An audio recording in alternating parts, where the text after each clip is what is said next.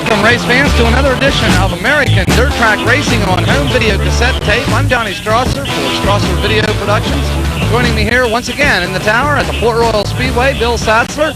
And we've got a regular sprint car show on hand here tonight, but we've got 25 sprint cars on hand, a good field of small block modifieds and street stocks. It looks like a great night for racing here at Port Royal, Bill. Hey, well, it's going to be really exciting tonight. We've got the return of Cowboy Jim Kennedy, who recently bought Tim Deed's car. It'll be very interesting to see him out there running tonight. I understand he ran at Bedford last night. But the small blocks, again, there's 21 cars there, and I'm looking forward to it's been a great day, and it's going to be a great night for racing tonight. There you see Joey Gravino on your screen. He won the feature event at the Bedford Speedway. Right now it looks like Joey's having a little bit of fun there with the big German Shepherd. That dog incidentally belongs to Butch Renninger, who helps run the concession stands here at the Port Royal Speedway. But Joey having a little bit of pre-race activity there in the pit area. But a lot of good cars on hand here tonight. Rick Salem's back in the pits with the ICP Gambler chassis, number 86, brand new Gambler car. We were down in the pits a little bit earlier and took a look at that car. They put that car together over the last week. They got it here tonight. Rick Salem, previous feature winner, with that new car. I guess they damaged the one pretty badly, wiped it out here a few weeks back, and you know they're an up-and-coming team, and they're not afraid to spend the bucks to get up front either. That's for sure. Bobby Landis with a brand new sponsor on the side of his trailer here. Picked up the Camelot Country Restaurants out of Reedsville and Allensville just this week. So that may be the only thing that he needs to push him out just far enough so that he can pick up his first feature win. He has 2 seconds at Bedford Speedway. Yeah, he finished second again last night. You know, Landis is one of those drivers that's got the ability. You can see he has the talent to drive, and it just takes, you know, maybe that new tire to put on for the feature, or a few little odds and ends that you just don't have the bucks for. You know, your pockets are only so deep, and now that they've got that sponsor, things could really start turning around for Landis. Let's hope so. We have back with us tonight the Stackus Trucking number 50N of Fred Raymer, who a little bit earlier in the week was kind of on the fence as to whether or not he was going to go to Selinsgrove Speedway, which they're running the All-Star Circuit of Champions, an added purse, $3,000 to win. Raymer, I think, was thinking about leaving Port Royal tonight, but they put a new rule into effect that actually takes effect tonight. If you miss a week at Port Royal, you go in the rear for 2 weeks. You know, that caused a lot of controversy last week.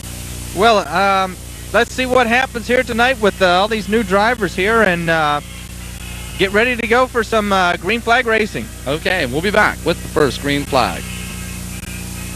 King number 50N picked up a feature win here last week. Fred, had to make you feel pretty happy. Had to be a big morale booster for the crew.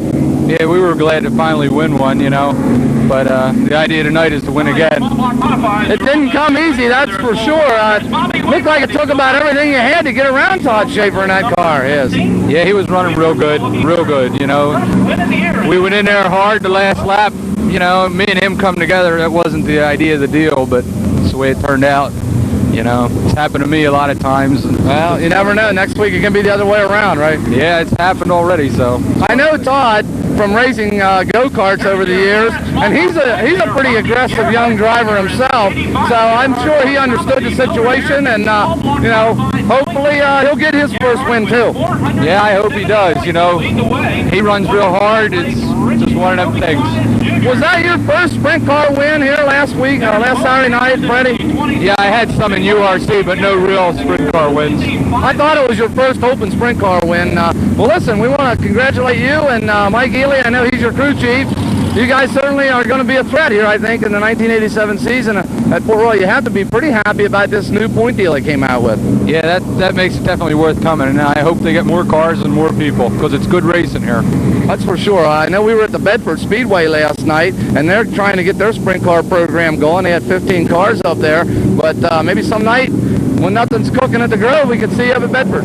Yeah, I don't know. We're pretty committed there, but you never know where we'll be. That's for sure. Well, one thing we want to say, Freddie Raymer certainly is a professional. They race where the money's at, and hopefully you can get a little bit more of that Port Royal money tonight, Fred. I hope so. Okay, good luck to you. Thank you. Okay, there you see the Lighty Chevrolet pace car on the speedway. we're just about set to go with tonight's first heat. We have Lance DeWeese sitting on the pole, and alongside him, Roger Pickett. Third row, it's Bob Landis, Rick Salem. Fourth row, Freddie Raymer, Jimmy Gieselman. Fourth row, Billy Esch, and Mike Oliver, I guess it is, and bringing up the rear, the number 14D of Jeff Shepard. So we've got 9 starters. The first 4 will go to the front on the handicap system. It looks like we've only got 6 cars out there right now. I see Pickett's is still in the pit area with some kind of an engine problem. He came to a stop right on the front stretch there during warm-ups. And the number 44 car of Billy Esch not being able to make it out too, I can tell. Okay, we'll watch them as they head into turn number 3. Starter Bob Hockenberry checks the field. Tonight's racing action is underway with the waving of the green flag. Here they come down the front stretch. Landis, your leader, as they head into turn number 1. Raymer hot on his heels as they head through turn 2 now. Landis looking really fast tonight, showing Freddie Raymer down the backstretch and into turns 3 and 4. In that third position is Rick Salem, the brand new Gambler car, and fourth is the 2D and Lance DeWeese. Raymer moving in, trying to close it up on Bobby Landis in that Camelot Restaurants number 88. Landis looks like he has the horsepower here tonight once again. Remember the heat race last week between these two. They went wheel to wheel for 10 solid laps. Here comes your leader, Landis, followed by Raymer, Rick Salem, and Lance DeWeese. Raymer not being able to pull up any ground on that Landis car. They go down the backstretch. There you can see the 88 of Bob Landis showing off very well right now for his new sponsor tonight. He's got the 88 cranked up. Freddie Raymer, your feature winner from last week, runs in that second spot. Rick Salem runs third. All 3 cars pretty well evenly distanced between them right now. Rick Salem and that new Gambler, as we watch him head into turn number 3. It may take a week or 2 to get the bugs worked out of that new chassis build. Yeah, he's not really running through the turns as smooth as I've seen him in the past, but, you know, the car looks pretty close, and he's got plenty of time yet tonight to get that thing dialed in before the feature. He's definitely in a qualifying position to get handicapped, you know, according to his points. That's exactly right. Camera swings around. Here comes Landis down the front stretch, followed by Freddie Raymer's dropped off the pace in turn number 4. He heads to the pit area. Raymer coming up with a problem in that number 50N Stockus trucking car. I've seen a little telltale smoke coming out the back. That could be problems. But Landis really has a big lead now. He's just got to get by this lap traffic here on the front stretch, and he cuts it close. Looks like a little steam also coming out of the number 88 car. We're halfway through this heat event. Bob Landis now has got the field practice just about covered now with Raymer dropping out of the action. Rick Salem inherits that second position, and Lance DeWeese now moving up into third. So Bobby Landis is really, and there is steam coming out underneath that car. That engine is heating up. I wonder if he knows that he has that big a lead, he could actually back off the throttle in that car a little bit, Bill. Well, I see some of his pitmen down here in turn 4. I'm sure this time around they're going to give him a big lead sign. Here he comes through turns 3 and 4. Yeah, that was Mark Gano there giving him the big lead, and he's got 2 laps to go. He picked it up that time off turn number 4, so you're going to see Landis slow down a little bit.